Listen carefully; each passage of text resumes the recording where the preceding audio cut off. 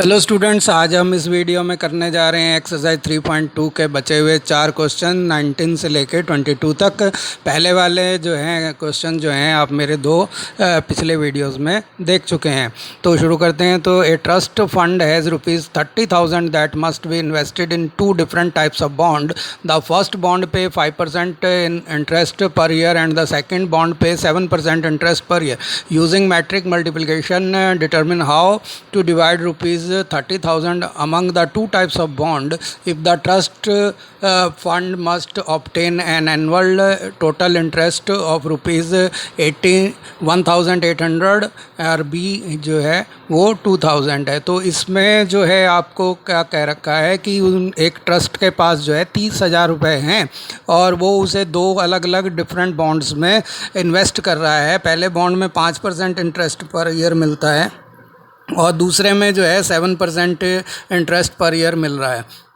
तो इसको matrix multiplication को यूज़ करके ये बताना है कि उसको किस तरह के बॉन्ड में कितना पैसा लगाएं कि पहले उसको 1,800 रुपये ब्याज मिले और दूसरे में 2,000 मिले। तो हम ये मान लेते हैं कि वो फर्स्ट बॉन्ड में जो है वो X रुपीज़ जो है इन्वेस्ट करता है। तो टोटल उसके पास क्योंकि 30,000 रुपीज़ थे और X रुपीज़ जो हैं उसने फर्स्ट बॉन्ड में जो है इन्वेस्ट कर दिए, तो बचे हुए जो पैसे हैं वो सेकंड बॉन्ड में इन्वेस्ट करेगा जो कि 30,000 माइनस X रुपीज़ के इक्वल होंगे। तो ये जो है 30,000 में से X को माइनस जो कि पहले ही जो है वो इन्वेस्ट कर चुका है फर्स्ट बॉन्ड में, तो 30,000 माइनस X रुपीज़ जो हैं वो इन्वेस्ट हो जाएंगे सेकंड वाले बॉन्ड में। अब फर्स्ट बॉन्ड आपको 5% इंटरेस्ट देता है और सेकंड वाला 7% इंटरेस्ट देता है और आपको जो टोटल इंटरेस्ट चाहिए वो चाहिए 1,800 रुपीज़। तो यहाँ पर जो है हम मैट्रिक्स मल्टीप्लिकेशन से इसको निकालना है। तो इसमें जो है 2 मैट्रिक्स बनाएंगे हम लेफ़्ट साइड में और राइट साइड में एक मैट्रिक्स बनाएंगे। तो जैसा कि हमारे पास 2 जो है क्योंकि बॉन्ड हैं तो एनुअल इंटरेस्ट 1,800 चाहने के लिए हमने फर्स्ट बॉन्ड में जैसे X और दूसरे में 30,000 माइनस X जो इन्वेस्टमेंट किया है उस इन्वेस्टमेंट को एक हम 1/2 के मैट्रिक्स में जो है लिखेंगे। क्योंकि 2 आइटम हैं तो उसकी 1 रो और 2 कॉलम बना लेंगे, तो 1/2 का एक मैट्रिक्स बनाएंगे। और इंटरेस्ट भी क्योंकि 2 हैं तो इसका जो है एक कॉलम मैट्रिक्स बनाएंगे जो कि 2/1 का होगा। 1/2 का पहले वाला, 2/1 का सेकंड वाला मैट्रिक्स बनेगा। तो उनका प्रोडक्ट जो है 1/1 का एक मैट्रिक्स आएगा जो कि टोटल इंटरेस्ट 1,800 रुपीज़ के इक्वल होगा। तो इस तरह से हम इन्वेस्टमेंट ऑफ बॉन्ड का जो है 1/2 का जो है मैट्रिक्स बना रहे हैं जिसमें 1 रो है और 2 कॉलम है। तो पहले कॉलम में X और दूसरे कॉलम में 30,000 माइनस X आ जाएंगे। तो ये जो है आपका फर्स्ट मैट्रिक्स हुआ। दूसरे वाला मैट्रिक्स जो है ये हमने रो मैट्रिक्स बनाया, अब कॉलम मैट्रिक्स बनाना है। और कॉलम मैट्रिक्स जो है वो किसका बनाएंगे? एनुअल इंटरेस्ट रेट का। तो एनुअल इंटरेस्ट जो है वो आपका है 5% और दूसरे वाला है 7%। तो इनका जो है कॉलम क्यों बनवाया वो मैंने आपको जैसे पहले बताया, क्योंकि फर्स्ट वाला हमने रो बनाया है और वो 1/2 का है, तो दूसरे वाला 2/1 का होगा, तभी वो 1/1 के जो है इनका प्रोडक्ट 1/1 का एक मैट्रिक्स होगा जो कि 1,800 के बराबर होगा, जो हमें राइट साइड में बनाना है। तो ये जो है इसीलिए 1/2 को 2/1 से मल्टीप्लाई करेंगे तो जो है हमारे पास 1/1 का मैट्रिक्स आता है। तो ये ध्यान रखने वाली बात है। अगर आपके 3 इन्वेस्टमेंट होते तो एक मैट्रिक्स आपका 1/3 का बनता और दूसरा जो है वह 3/1 का बनता। इसी तरह से अगर 4 इन्वेस्टमेंट होते तो एक 1/4 का और दूसरा 4/1 का होता। उम्मीद है आप इसको समझ गए होंगे। तो ये जो है यहाँ पर हमने जो ये तीनों बनाए हैं तो इनको जो है हम इस तरह से लिखेंगे और एक इक्वेशन की फॉर्म में बना के। तो यहाँ पर ये जैसे पहले वाला मैंने मैट्रिक्स लिख दिया और जो कि आपका जैसा बताया गया है कि 1/2 का मैट्रिक्स है और दूसरा जो है वो इसके साथ प्रोडक्ट कर दिया वो है 5% और 7% का। तो परसेंट को अगर हम हटा देते हैं तो उसकी जगह में अपॉन में 100 लगाया जा सकता है। तो ये जो है इस तरह से लिख दिया। तो जो है परसेंट के को रिप्लेस करके, और जो है यहाँ पे इक्वल टू का निशान लगा के जो है हमारे को इंटरेस्ट जो है ये हमारा आ गया 1800।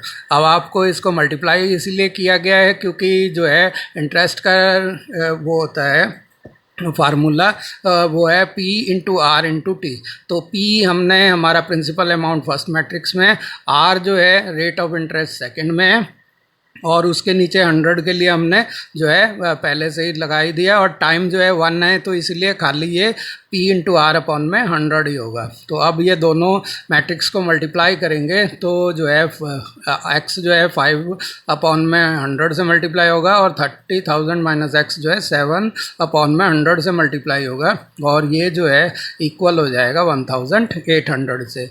अब 100 जो है वो अगर हम एलसीएम लेते हैं तो पहले में हमारे पास 5x आया, और दूसरे में 30,000 को 7 से मल्टीप्लाई करेंगे तो हमारे पास जो है 2,10,000 जो आते हैं, और 7 को फिर x से किया तो माइनस के 7x आ गए, और ये जो 1800 थे वो नीचे एलसीएम वाले 100 से मल्टीप्लाई 2 0 और बढ़ गए, और ये जो है आपका 1,80,000 हो गए। तो 7x माइनस जो के हैं और 5x प्लस के हैं तो माइनस के 2x आए, और 18 जो 1,80,000 है उसमें से 2,10,000 माइनस हो जाएंगे तो हमारे पास 30,000 जो है बचेंगे माइनस के। तो इस तरह से x जो है वो 15,000 आया, यानी कि पहले वाले बॉन्ड में उसने 15,000 रुपये उसको इन्वेस्ट करने हैं, और सेकंड बॉन्ड निकालने के लिए कितने पैसे इन्वेस्ट किए, 30,000 में से जो है x को माइनस करेंगे यानी कि 15,000 को, तो इसमें भी जो है 15,000 रुपये यानी कि 15,000 रुपीज़ जो है हमारे पास आते हैं, यानी कि उसको दोनों बॉन्ड में बराबर 15,000 जो हैं वो जो है इसमें जमा करा रहा है। अगर शॉर्टकट के तरीके से निकलना चाहिए तो देखिए आप देख रहे हैं कि 18,000 है तो 5 और 7 का जो एवरेज आता है वो 6 आ रहा है, तो 6 से सीधा आप अगर 15 को मल्टीप्लाई करते हो तो आपके पास ये जो है आंसर अपने आप ही आ जाएगा। तो 30,000 को 6 से मल्टीप्लाई करेंगे तो 1,800, तो इस तरह से आ जाता है। अब जो है if the annual interest is ₹2,000, तो अगर 2,000 रुपये उसको चाहिए तो उसको निश्चित रूप से ये है कि उसको ज़्यादा इंटरेस्ट वाले में ज़्यादा पैसे इन्वेस्ट करने पड़ेंगे, और कितने ज़्यादा इन्वेस्ट करने हैं ये हमारे को देखना है कि उसको 2,000 रुपये जो है इंटरेस्ट मिल सके। तो अगर वो बराबर करता है तो 1,800 रुपये मिलते हैं, और 2,000 एक्स्ट्रा लेने के लिए ज़्यादा इंटरेस्ट वाले में करना पड़ेगा। अब कितना करना पड़ेगा उसी तरह से देखना है कि हम ये मानते हैं कि पहले में x किया, दूसरे में 30,000 माइनस x किया, और जो है इंटरेस्ट रेट वही 5% और 7%, उसी तरह से जो है मैट्रिक्स बनेंगे। लेकिन यहाँ पे जो इंटरेस्ट वाला जो मैट्रिक्स है वहाँ पर 2,000 आ जाएगा, 1,800 की जगह 2,000 आ जाएगा। तो अब जो है उसी तरह से इक्वेशन बना के लिखेंगे जैसे पहली बार किया था। तो यहाँ पर जो है x जो है 5% यानी कि 5/100 से मल्टीप्लाई हो जाएगा, परसेंट का मतलब 1/100 होता है, और 7% को 30,000 माइनस x से करेंगे तो 7/100 और 30,000 माइनस x इधर आ जाएगा, और ये जो है आपके इक्वल टू हो गया 2,000 के। तो अब इसे जो है 100 को एलसीएम लेके या 1/100 को कॉमन बाहर निकाल के इसको सॉल्व कर सकते हैं, और वो 1/100 राइट साइड में 200 से मल्टीप्लाई होके इसको जो है 2 लाख में बदल देगा। तो ये हो गया 5x, और ये हो गया 7 को 30,000 से किया तो 2,10,000, और ये माइनस के 7x, और ये जो है आपका जो 2 0 इंक्रीज़ हो जाएंगे 100 वाले, तो ये हो गया 2 लाख। अब जो है आपका 5x माइनस 7x माइनस के 2x, और 2 लाख में से 2,10,000 अगर माइनस होते हैं तो 10,000 जो है हमारे पास बचता है। इस तरह से x जो है वो माइनस के 10,000 अपॉन में माइनस के 5,000 आ जाता है। यानी कि पहले वाले बॉन्ड में 5% वाले में उसको 5,000 रुपये इन्वेस्ट करने हैं, और दूसरे वाले में जो है 30,000 माइनस 5,000 यानी कि 25,000 जो हैं उसको इसमें सेकंड वाले में 7% इंटरेस्ट वाले में इन्वेस्ट करने हैं। तो ये इसका आंसर हो गया। उम्मीद है ये क्वेश्चन आपको खूब अच्छे से समझ में आ गया होगा कि जो है किस तरह से इसको करना है। अब अगले क्वेश्चन पे चलते हैं। 20वां क्वेश्चन है, the bookshop of a particular school has 10 dozen chemistry books, 8 dozen physics book, 10 dozen economics books. Their selling price are rupees 80, rupees 60 and rupees 40 each respectively. तो यहाँ वो कह रहा है कि एक बुक सेलर है जिसमें जो है 10 दर्जन तो केमिस्ट्री की बुक्स हैं, 8 दर्जन जो हैं फिज़िक्स की बुक्स हैं और 10 डज़न जो है वो इकोनॉमिक्स की बुक्स हैं, और उनके सेलिंग प्राइस यानी कि विक्रय मूल्य जो है वो 80 रुपये, 60 रुपये और 40 रुपये है. तो find the total amount of the book shop will receive from selling all the books using matrix algebra. तो उसके पास जो है 10 दर्जन केमिस्ट्री की बुक्स हैं. तो पहले तो क्योंकि रेट जो है वो एक सिंगल बुक का ये दे रखे हैं, तो डज़न को जो है हमारे को एक जो डज़न में 12 आर्टिकल होंगे तो हम जो है सबको 12 से मल्टीप्लाई होकर नंबर ऑफ बुक्स निकाल लेंगे. तो जो है 10 डज़न का मतलब 10 इंटू 12 यानी कि 120 केमिस्ट्री की बुक्स हैं उसके पास. तो केमिस्ट्री की बुक्स हो गई 10 इंटू 12 यानी कि 120, और 8 डज़न फिज़िक्स की हैं तो 12 8 96. तो और ये जो है 10 डज़न है पहले की तरह ही, तो 120 हो जाएंगी उसकी इकोनॉमिक्स की बुक्स. अब ये 1 इंटू 3 का मैट्रिक्स बन गया. तो अब जो रेट हैं तीनों के सेलिंग प्राइस जो दे रखे हैं वो रुपीज़ 80, रुपीज़ 60, रुपीज़ 40 रेस्पेक्टिवली दे रखे हैं. तो इसका 3 इंटू 1 का एक कॉलम मैट्रिक्स बनाएंगे जिसमें तीनों के रेट जो हैं इस तरह एक कॉलम में लिख देंगे. तो 3 रो 1 कॉलम, तो ये हो गया 3 इंटू 1 का. पहले वाला था 1 इंटू 3 का. तो इनको जब मल्टीप्लाई करेंगे 1 इंटू 3 और 3 इंटू 1 को, तो 1 इंटू 1 का एक मैट्रिक्स आएगा.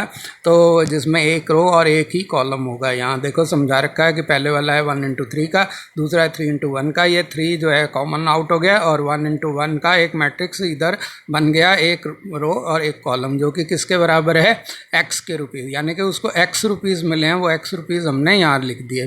अब जो है 120 को 80 से मल्टीप्लाई करेंगे और जो है 96 को जो है 60 से मल्टीप्लाई करेंगे और 120 को 40 से मल्टीप्लाई करेंगे. तो ये आ गया इक्वल टू x हो गया.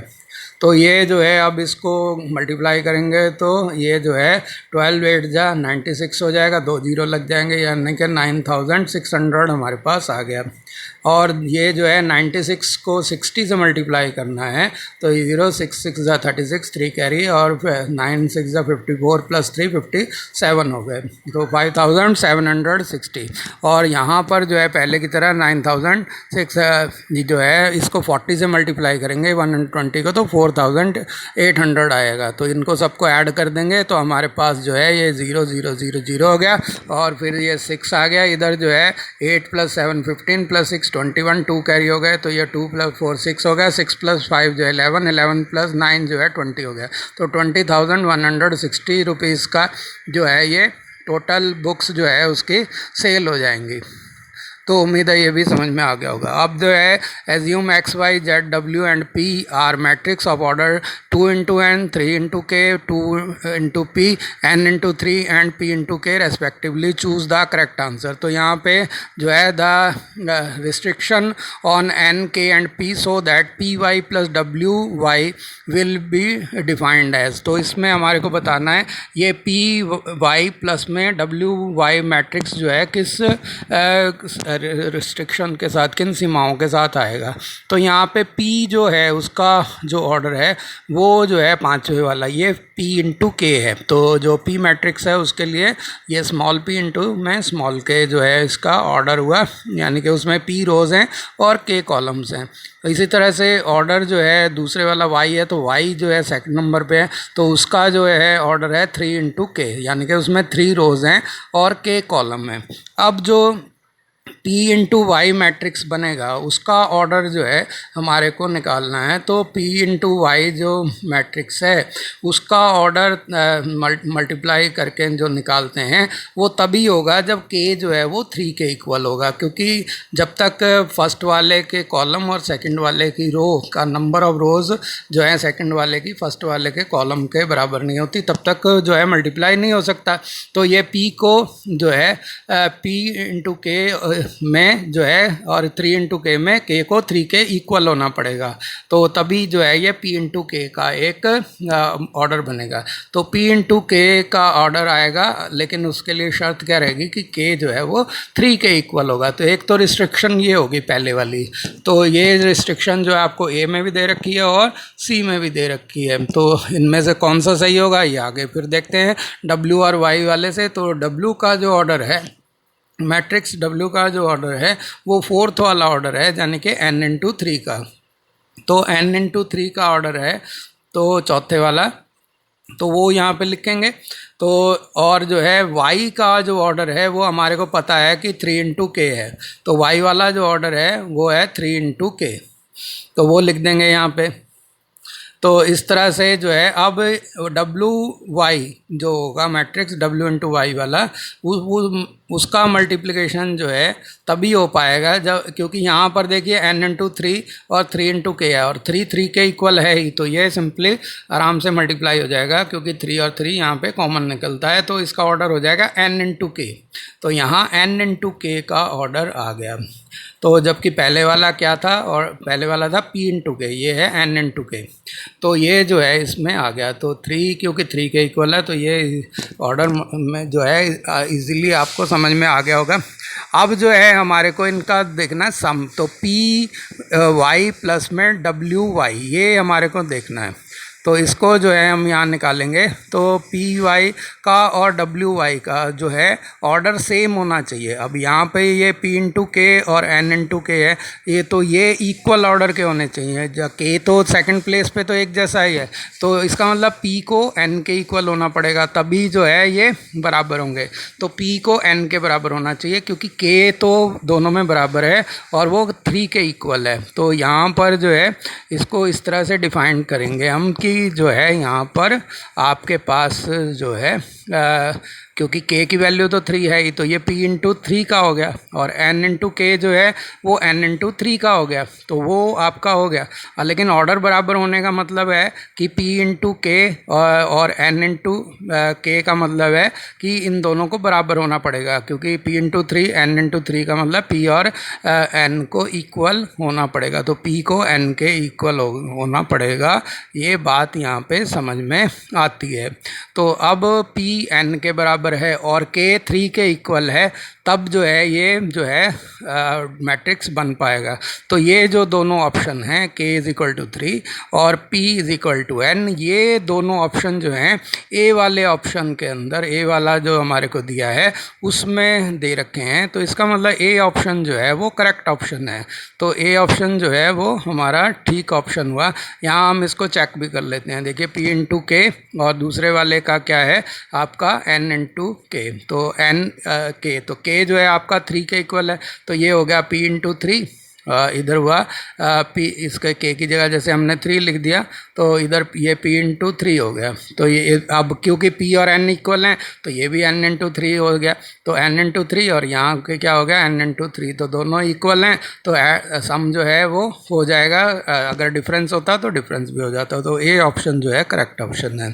अब जो है 22nd क्वेश्चन है, वही तीनों जो है इसमें 5 जो है वो मैट्रिक्स दे रखे हैं, 2 into N, 3 into K, 2 into P, N into 3 और p इंटू के। तो हमारे को जो है कि अगर n p के बराबर हो तो 7x माइनस 5z मैट्रिक्स का ऑर्डर बताना है, वो क्या होगा।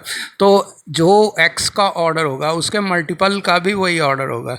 तो इस जो है x का ऑर्डर जो है यहाँ पर जो दे रखा है वो है 2 इंटू एन, तो n 2 इंटू एन इसका ऑर्डर है, तो इसके 7 टाइम्स जो होगा उसका ऑर्डर भी चेंज नहीं हो जाएगा, खाली जो है उनकी वैल्यूज़ चेंज होगी, जो उसके एलिमेंट होंगे उनकी वैल्यू बदल जाएगी, लेकिन number of rows number of column वही रहेंगे, चाहे 7 से आप मल्टीप्लाई कर दें।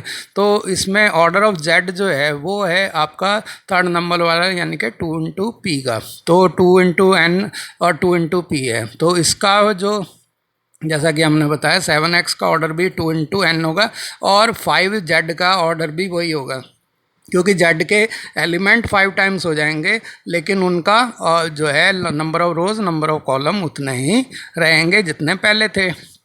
तो हमारा इनका अब जो भी मैट्रिक्स होते हैं उनमें एडिशन और सब्ट्रैक्शन यानी कि डिफरेंस तभी होता है अगर उनके ऑर्डर जो हैं वो सेम होते हैं यानी कि इक्वल होते हैं। इसका मतलब ये हुआ कि 2 इंटू एन जो ऑर्डर है उसको 2 इंटू पी ऑर्डर के इक्वल होना पड़ेगा। तो 2 into N is equal to होना चाहिए 2 इंटू पी के। तो इसका मतलब ये हुआ कि एन और पी इक्वल हैं और वो कंडीशन दे भी रखी है। तो एन पी के इक्वल हैं तो ये दोनों आपस में बराबर भी हो गए। तो हमारा जो है ऑर्डर जो आएगा वो 2 इंटू पी का ऑर्डर आएगा, क्योंकि जो है हमारे पास 2 इंटू पी ऑर्डर है। इसका आपका 2 इंटू एन ऑर्डर है पहले वाले का, दूसरे का 2 इंटू पी। तो एन और पी जब बराबर हैं तो एन और पी बराबर होने का मतलब या तो 2 इंटू एन ऑर्डर कह लो या 2 इंटू पी ऑर्डर कह लो। तो हमारे पास ऑप्शन में जो है पी इंटू 2L वो गलत है, क्योंकि ऑर्डर उल्टा है। तो 2 इंटू एन वाला ऑर्डर जो है वो करेक्ट ऑर्डर है, यानी कि बी ऑप्शन जो है वो हमारा सही ऑप्शन है। तो ये जो है सही है। तो हमारा जो है सेकंड वाला बी ऑप्शन जो है वो करेक्ट है 2 इंटू एन। तो बी पे जो है हम टिक का निशान लगा देंगे। ये सही आंसर हमारा हो गया। उम्मीद है आपको ये वीडियो पसंद आया होगा। इसे लाइक कीजिए और मेरे चैनल गुरुदेव क्लासेस को सब्सक्राइब करके बेल आइकन दबाना ना भूलिएगा। धन्यवाद।